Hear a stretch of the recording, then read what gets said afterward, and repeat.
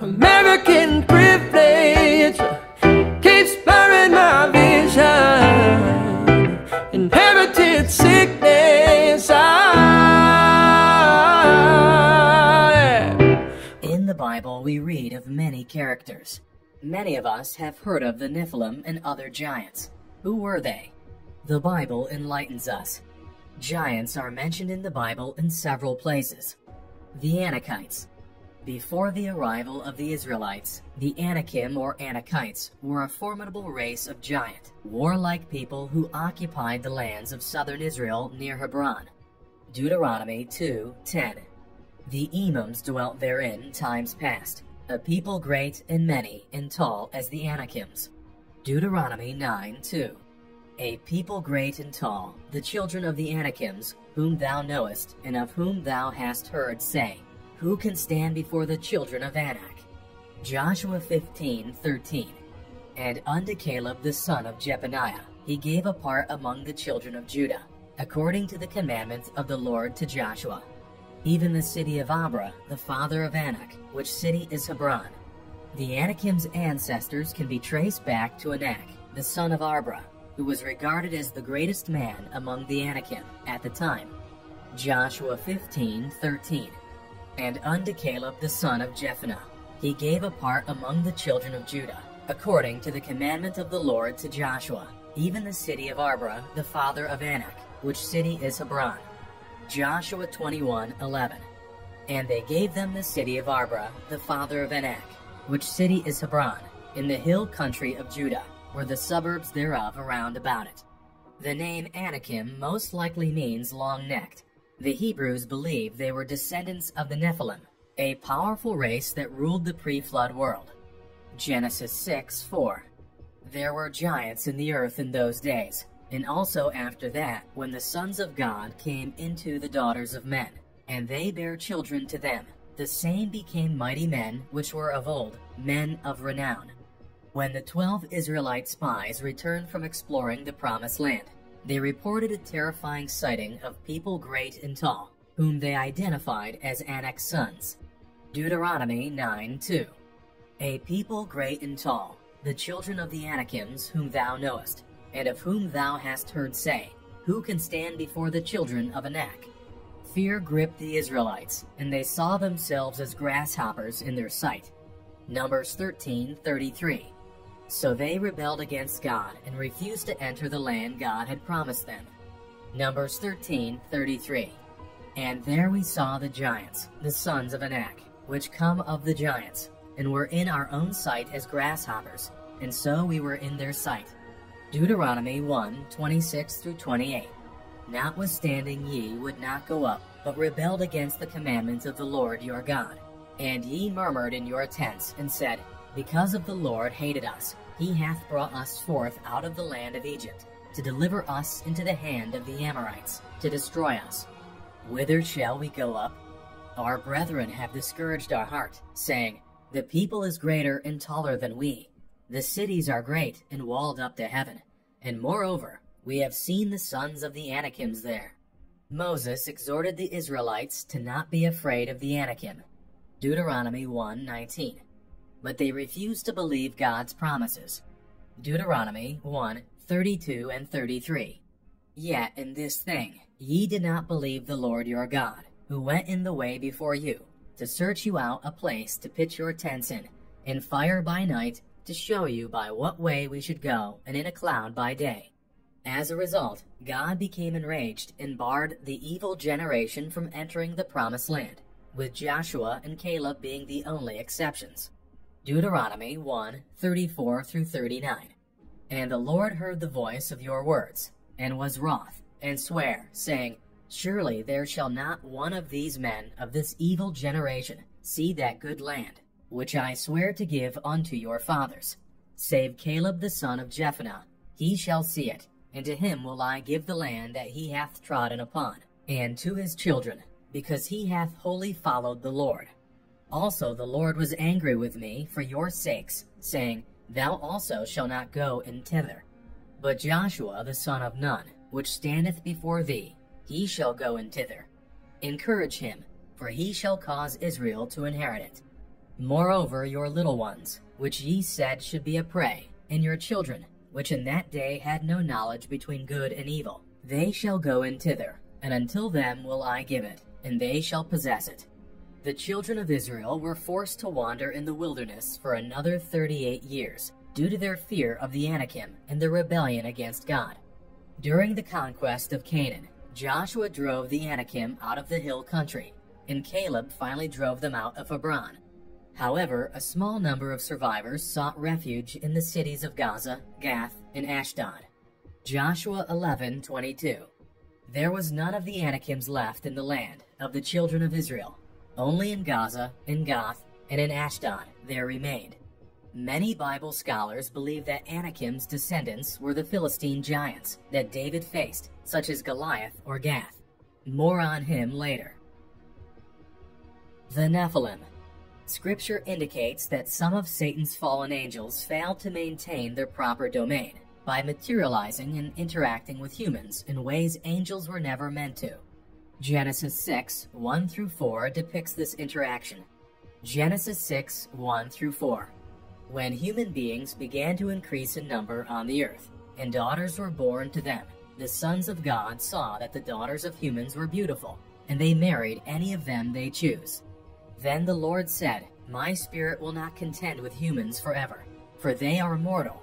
Their days will be 120 years. The Nephilim were on the earth in those days, and also afterward, when the sons of God went to the daughters of humans, and had children by them. They were the heroes of old, men of renown. There is no indication of angelic or demonic involvement at first glance, but the book of Job provides the needed context.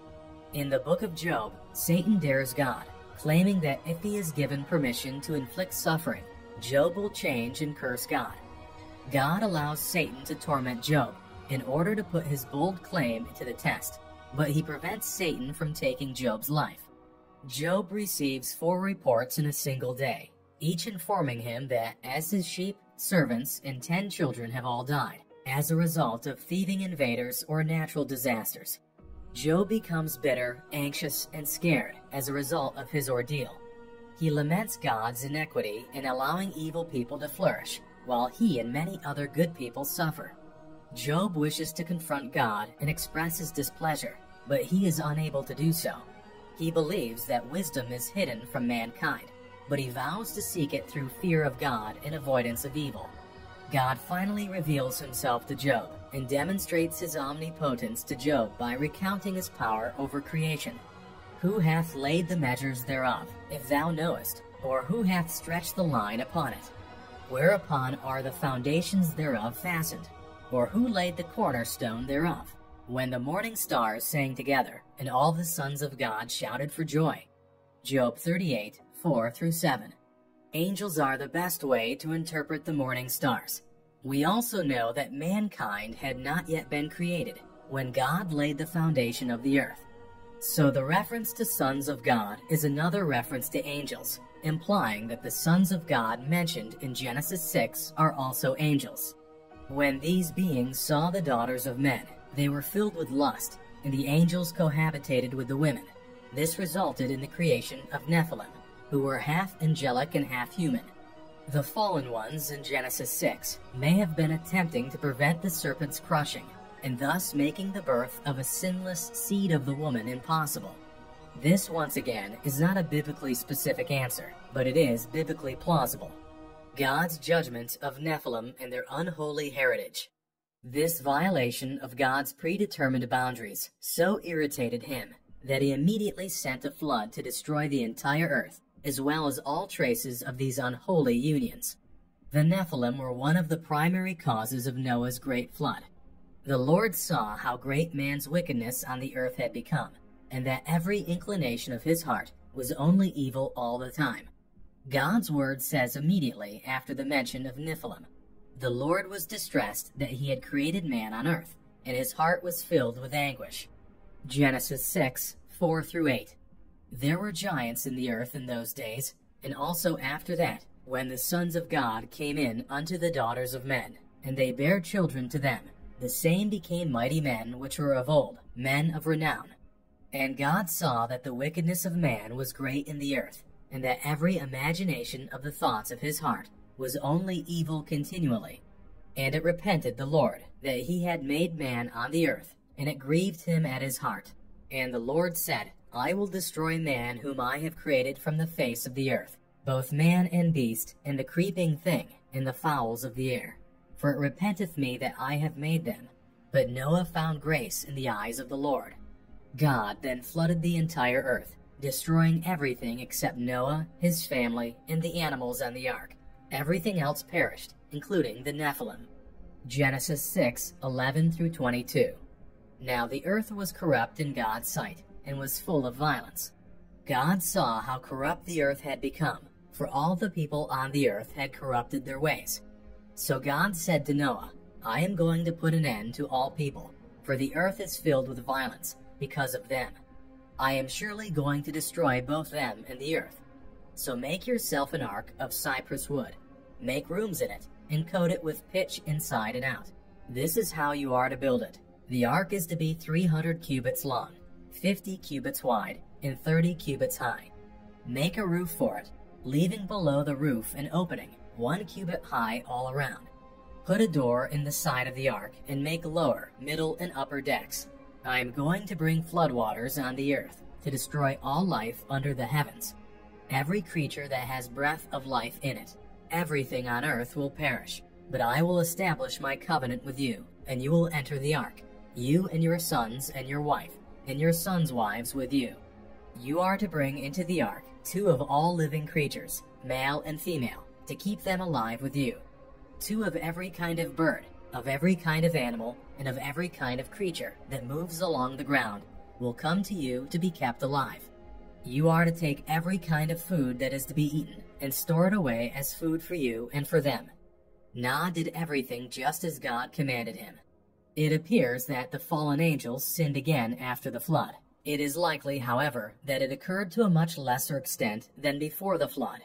After scouting the land of Canaan, the Israelites returned to Moses with, And there we saw the giants, the sons of Anak, which come of the giants, and we were in our own sight as grasshoppers, and so we were in their sight. This passage does not say the Nephilim were present. Rather, it says the spies thought they saw the Nephilim. It is more likely that the spies mistook very large people in Canaan for the Nephilim out of fear. During their invasion of Canaan, the Israelites destroyed these giants. Joshua 11:21-22. At that time Joshua went and destroyed the Anakites from the hill country, from Hebron, Debir and Anab, from all the hill country of Judah, and from all the hill country of Israel. Joshua totally destroyed them and their towns. No Anakites were left in Israelite territory. Only in Gaza, Gath, and Ashdod did any survive. These giants were also destroyed by the Israelites later in their history. It's the flood of Noah's day, in which God saved only 8 souls through the ark. 8 souls who were from a godly line, and not a product of angelic debauchery. The offending angels were also cast down to hell, and bound in chains of darkness, according to the story. 2 Peter 2:3-5. And through covetousness shall they have feigned words, make merchandise of you, whose judgment now of a long line lingereth not, and their damnation slumbereth not. For if God spared not the angels that sinned, but cast them down to hell, and delivered them into chains of darkness, to be reserved unto judgment, and spared not the old world, but saved Noah the 8th person, a preacher of righteousness, bringing in the flood upon the world of the ungodly. Og, king of Bashan, one of the last of the Riphates. Og, king of Bashan, Deuteronomy 3:11. For only Og, king of Bashan, remained of the remnant of giants. Behold, his bedstead was a bedstead of iron, is it not in Rabath, of the children of Ammon? 9 cubits was the length thereof, and 4 cubits the breadth of it, after the cubit of a man. In the days of Moses, Og, king of Bashan, was a mighty and infamous Amorite king, who fought the Israelites on their way to the promised land. God gave the Israelites victory over King Og's forces, and Moses and the Israelites took possession of Bashan, a fertile land east of the Jordan River. The victory was significant because of Og's terrifying strength and the Israelite forces' relative inexperience. A battle with another Amorite king, Sihon, preceded the Israelites' encounter with Og, king of Bashan. Moses had requested that Sihon allow the Israelites to pass through the land, promising not to take any of the Amorites' resources along the way. But Sihon instead gathered his forces and attacked the Israelites. God gave Moses and the Israelites the ability to defeat the Amorites and take their land. Numbers 21:21 through 31. And Israel sent messengers unto Sihon king of the Amorites, saying, Let me pass through thy land. We will not turn into the fields, or into the vineyards. We will not drink of the waters of the well, but we will go along by the king's highway, until we be past thy borders. And Sihon would not suffer Israel to pass through his border. But Sihon gathered all his people together, and went out against Israel into the wilderness. And he came to Jahaz, and fought against Israel. And Israel smote him with the edge of the sword, and possessed his land from Arnon unto Jabbok, even unto the children of Ammon. For the border of the children of Ammon was strong. And Israel took all these cities, and Israel dwelt in all the cities of the Amorites, in Heshbon, and in all the villages thereof. For Heshbon was the city of Sihon, the king of the Amorites, who had fought against the former king of Moab, and taken all his land out of his hand, even unto Arnon. Wherefore they speak in Proverbs, say, Come into Heshbon, let the city of Sihon be built and prepared. For there is a fire gone out of Heshbon, a flame from the city of Sihon. It hath consumed Ar of Moab, and the lords of the high places of Arnon. Woe to thee, Moab! Thou art undone, O people of Chemosh! He hath given his sons that escaped, and his daughters into captivity unto Sihon, king of the Amorites. We have shot at them. Heshbon is perished, even unto Dibon, and we have laid them waste, even unto Nopath, which reacheth unto Medeba. Thus Israel dwelt in the land of the Amorites. Then the Israelites made their way toward Bashan, and King Og came out to confront them at Edrei. Numbers 21:33 through 34. Then they turned and went up along the road toward Bashan. And Og king of Bashan and his whole army marched out to meet them in the battle of Edrei.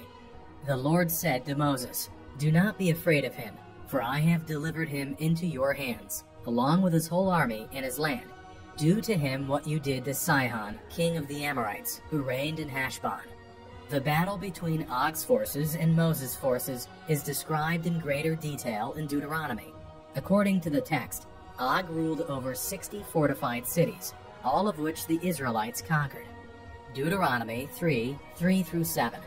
So the Lord our God delivered into our hands Og, also the king of Bashan, and all his people, and we smote him until none was left to him remaining. And we took all his cities at that time. There was not a city which we took not from them. 60 cities, all the region of Argob, the kingdom of Og in Bashan. All these cities were fenced with high walls, gates, and bars, beside unwalled towns a great many, and we utterly destroyed them, as we did unto Sihon king of Heshbon, utterly destroying the men, women, and children of every city. But all the cattle and the spoils of the city we took for a prey to ourselves. He was also a very large man. His bed was made of iron, and was of enormous size, 9 cubits long and 4 cubits wide, 13.5 feet long and 9 feet wide. The inclusion of this detail highlights Og's size. A man in need of this size bed was most likely tall, 10 or 11 feet. This interpretation is supported by the fact that Og was one of the last Rephites, Deuteronomy 3:11, indicating that he was tall and strong. Deuteronomy 2:20 through 21. That also was accounted a land of giants. Giants dwelt therein in old time, and the Amorites called them Zamzumims, a great people, and many and tall as the Anakims. But the Lord destroyed them before them, and they succeeded them, and dwelt in their stead. The Rephites, or Rephaim, were a people who lived in Canaan and elsewhere during Moses and Joshua's time. The term Rephites is a descriptive term, not an ethnic one. It literally means terrible ones. The Rephaim were giants and fierce fighters. Earlier, when the Israelites had first tried to enter the Promised Land, the spies reported the land was populated by giants, whom they called Nephilim, and the sons of Anak. Numbers 13:32-33. And they brought up an evil report of the land, which they had searched unto the children of Israel, saying, The land, through which we have gone to search it, is a land that eateth up the inhabitants thereof, and all the people that we saw in it are of men of great stature. And there we saw the giants, the sons of Anak, which come of the giants. And we were in our own sight as grasshoppers, and so were in their sight. Og, king of Bashan, was one of the last of this race of giants. Og and his sons all died as a result of their foolish opposition to God's people. Numbers 21:35. Despite King Og's enormous size and strength, God granted Israel's army victory, and they took possession of the land of Bashan. Manasseh's half-tribe inherited Og's territory. Joshua 13:29-30.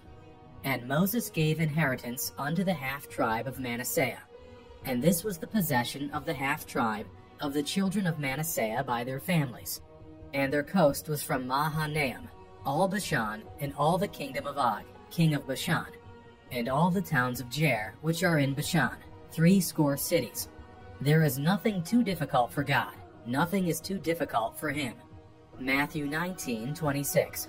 But Jesus beheld them, and said unto them, With men this is impossible, but with God all things are possible. God does not quake before giants, and neither should his children.